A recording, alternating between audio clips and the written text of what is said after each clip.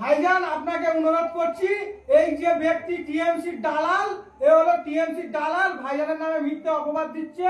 ভাইজান আপনাকে অনুরোধ করে বলছি, ভাইজান এই ব্যক্তির সাথে ডিবেটে বসতে হবে আপনার। এই ব্যক্তি বলছে আপনার সাথে বসতে চায়। এই ব্যক্তির মুখটা দেখে একবার, এই ব্যক্তিটা চিনুন। এই ব্যক্তি কদমতলায় বাড়ি। ভাইজান আপনাকে বলবো, এই ব্যক্তির সাথে বসবে তারপর ভাই আগে তুই আমাদের বাড়াইপুর অবজারভারের সাথে বস, তারপর ভাইজানের কাছে বসবি।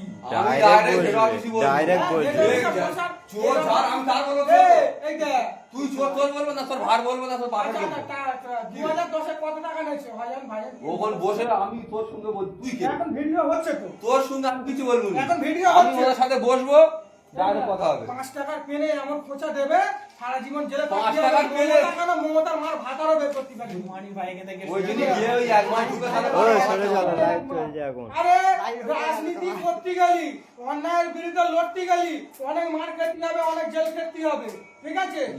এটা কথা জেনে রাখ।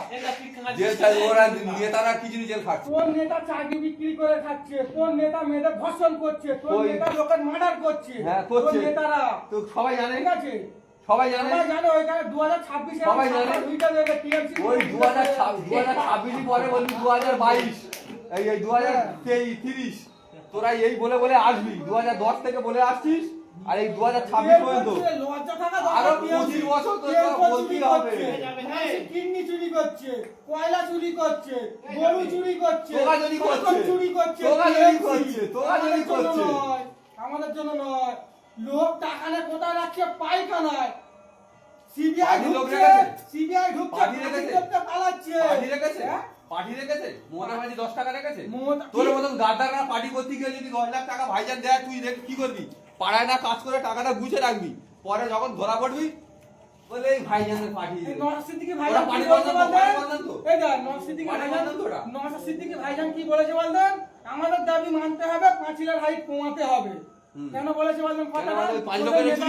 তোদের নেতারা টাকা চুরি করে পাঁচিল টপকে পালাচ্ছে, যাতে না পাঁচিল টপকাতে গিয়ে ওদের হাত পা ভাঙে। ওই কারণে ভাইজান বলেছে পাঁচিলের হাইট কমাতে হবে। তাই তোর ভাইজান ফার্স্ট টাইম টিএমসি করে ফেলে। হ্যাঁ, ভাইজান কোনদিন টিএমসি করেনি, আর কোনদিন করবেও না। শুনুরা, আব্বাস সিদ্দিকী ভাইজান, ভাইজান টিএমসি করেনি কিছু তুই জানি না, বেকার তোর ঝাপ আমি ছিল টিএমসি জোট ছিল। ও মার খাবে বুঝছিস কেন? ভাইজান টিএমসি জোট ছিল। ও প্রথম কি ও দলে কি ও টিএমসি জোট নিয়ে লেবেছে ভাইজান। আচ্ছা তুই বলছিস ভাই ভাই ডিবিটা বসবি তো? আমি ফোন করবো ভাইজানের কাছে। তোর কোনো পাওয়ার নেই, ক্ষমতা নেই, তুই যেদিন পারবি সেই দিন দেখে আমার তোর একটা ফটো দে না, তুই তোর কেমন পাওয়ার, তোর একটা ফটো দে, আমি সেটা মেটালি সব কিছু করি। দেখি তোর কেমন ক্ষমতা। এই বলছে তুই ভাইয়ের সাথে বসবি, আমার বলছে তোর ফটো ছাড়বো। কেন তুই ফটো ছাড়বি? তুই বসবি ডাইরেক্ট, তুই আমাদের কোন পার্টির সাথে বসবি? টিএমসি মমতা ব্যানার্জির সাথে বসবি? ববি হাকির সাথে বসবি? বাড়ির কার সাথে বসবি? যেদিন বলি তো সেদিন বসাবো।